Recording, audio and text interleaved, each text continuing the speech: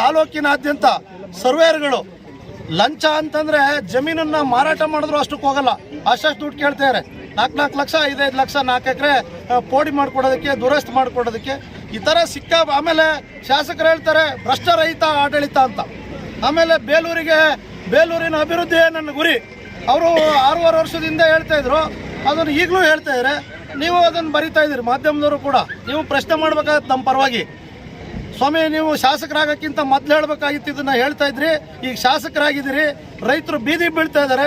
ಇದನ್ನು ಸ್ವಲ್ಪ ಗಂಭೀರವಾಗಿ ಆಲೋಚನೆ ಮಾಡಿ ಅಂತೇಳಿ ನೀವು ಸ್ವಲ್ಪ ನಮ್ಮ ಪರವಾಗಿ ಮಾತಾಡಿ ಅಂತೇಳಿ ಈ ಸಂದರ್ಭದಲ್ಲಿ ಹೇಳ್ತಾ, ಈ ಎಲ್ಲ ಸಮಸ್ಯೆಗಳು ಮುಗಿಯುವವರೆಗೆ, ಈ ಎಲ್ಲ ಸಮಸ್ಯೆಗಳಿಗೆ ಸರಿಯಾದಂಥ ಸ್ಪಂದನೆ ಸಿಗುವವರೆಗೆ ಈ ಧರಣಿ ಅಹೋರಾತ್ರಿಗೆ ಮುಂದುವರಿಯುತ್ತೆ ಅಂತಕ್ಕಂಥ ಮಾತನ್ನು ಈ ಸಂದರ್ಭದಲ್ಲಿ ಹೇಳಿ.